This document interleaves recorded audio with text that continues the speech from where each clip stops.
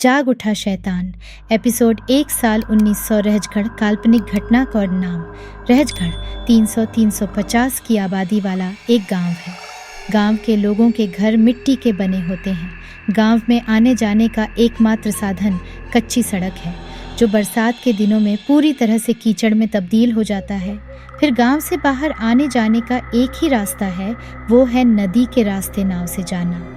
पड़ता था रहजगढ़ गांव की ओर जाने वाली कच्ची सड़क एक सीधा रास्ता है और सड़क के बाईं ओर दाईं ओर रहजगढ़ के निवासियों के मिट्टी के घर हैं। यह सीधी सड़क गांव के घरों को पीछे छोड़ती हुई सीधे आगे बढ़ती है और 30-40 मिनट में विशाल 2 मंजिला सफ़ेद पुता हुआ राजगढ़ महल दारा सिम्हा ठाकुर के असंख्य कमरों के सामने रुककर सड़क समाप्त हो जाती है। रहजगढ़ के एकमात्र राजा दारा सिंह ठाकुर रहजगढ़ गांव के एकमात्र राजा हैं। उनका स्वभाव राजा के योग्य है। कहने का तात्पर्य यह है कि उनमें सभी सद्गुणों का विकास होता है। रहजगढ़ के लोग उनके प्रेमपूर्ण, मिलनसार, मददगार स्वभाव के लिए उनका सम्मान करते हैं। छुट्टियां अच्छी होने के कारण कुल मिलाकर लोग सुखपूर्वक अपना जीवन व्यतीत कर रहे हैं। ताराबाई रहजगढ़ की रानी साहब का नाम है, जो दारा सिंह की पत्नी है और उनका चरित्र महाराजा के समान है। महाराजा के शाही परिवार में पहले राजकुमार सूरज सिंह हैं, जिनकी उम्र 25 साल है। महाराजा की एक बेटी राजकुमारी भी है। उस राजकुमारी का नाम रूपवती है और वह 21 साल की है। रूपवती नाम की तरह ही उनके रूप और शारीरिक संरचना का संयोजन एक दिव्य अप्सरा को भी शर्मिंदा कर देगा। उन्होंने अभी युवावस्था में प्रवेश किया है। तो दोस्तों, आइए परिवार के बारे में पर्याप्त जानकारी प्राप्त कर लें, फिर देखते हैं कि क्या पात्र है जब तक हम नहीं मिलते। आज रहजगढ़ में सूर्य अस्त होते ही क्षितिज पर अंधकार का साम्राज्य फैलने लगा। रात हो गई। आज चांद तो नहीं दिखा, क्योंकि आकाश गंगा में नहीं गया था, पर वो छोटे छोटे टिमटिमाते चांद उगते नजर आए। पतंगे हमेशा की तरह चहचहाते हुए अपना काम करने में व्यस्त थे। जैसे ही रात हुई, रहजगढ़ के निवासी अपने मिट्टी के घरों के बाहर दरवाजे के पास एक दीवार पर लालटेन लटकाने लगे। रहजगढ़ के प्रत्येक मिट्टी के घर के बाहर छप छप लालटेन की लाल रोशनी पहरा देने लगी। ठाकुर इस अद्भुत दृश्य को देख रहे थे। नज़ारा शाम किसी शहर के हाईवे पर खंभों की कतार की तरह बीत रही थी। एक एक करके 20-30 दिए नीचे फेंके गए और तेजी से उसी तरह जलाए गए जैसे रहजगढ़ की आबादी में लालटेन जलाए जाते थे। महाराज अपने महल में अपने आराम कक्ष की खिड़की की चौखट पर हाथ रखकर नीचे रहजगढ़ गांव का यह चमत्कारी दृश्य देख रहे थे। महाराजा के खुले काले बालों के पीछे शाम की ठंडी हवा खिड़की से बह रही थी।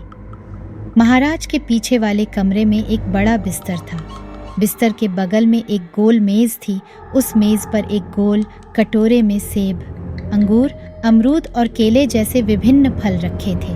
कमरे में 4 देवताओं की पेंटिंग थी, कुछ दीवारों पर अन्य। कमरे का दरवाज़ा खुला था। दरवाजे के पास खुली खिड़की के पास एक चौकोर मेज थी।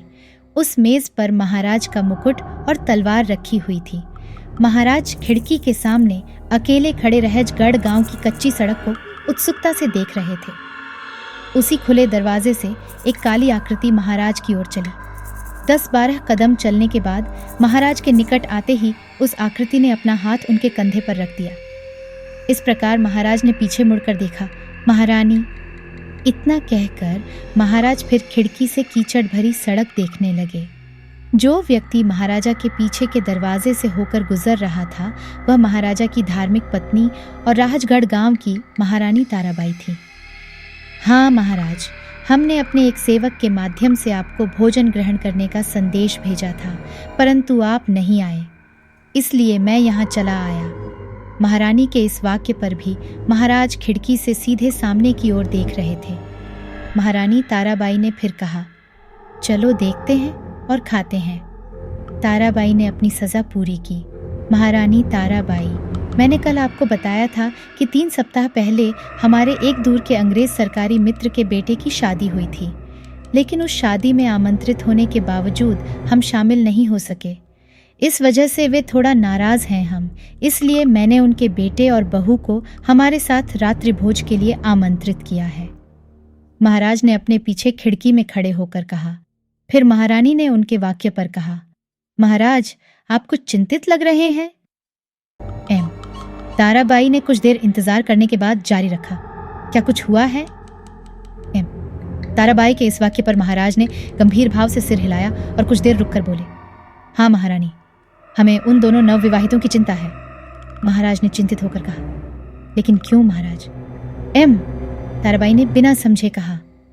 महाराजा ने खिड़की से आगे की ओर देखा और एक दो बार पलकें झपकाईं और पीछे मुड़कर महारानी की ओर गंभीर स्वर में देखते हुए बोले, महारानी, अब मैं आपको कैसे बताऊं?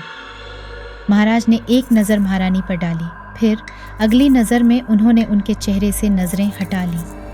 फिर एक दो बार पलकें झपकाईं।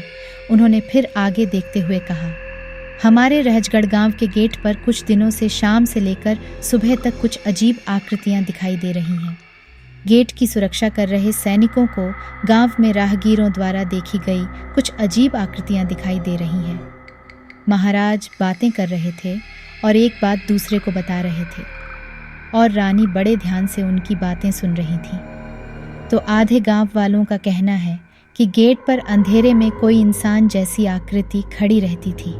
महाराज धीरे से पीछे मुड़े और चेहरे पर एक खास तरह के डर के साथ बड़ी बड़ी आंखों से महारानी की ओर देखते हुए बोलना शुरू किया। वे किसी काले कपड़े के सहारे अंधेरे में खड़े रहते थे। उस आकार का शरीर इंसान की ऊंचाई से 4 या 5 फीट ऊंचा होता था। ये शैतान जैसा था। शैतान का नाम सुनते ही ताराबाई का दिल बैठ गया।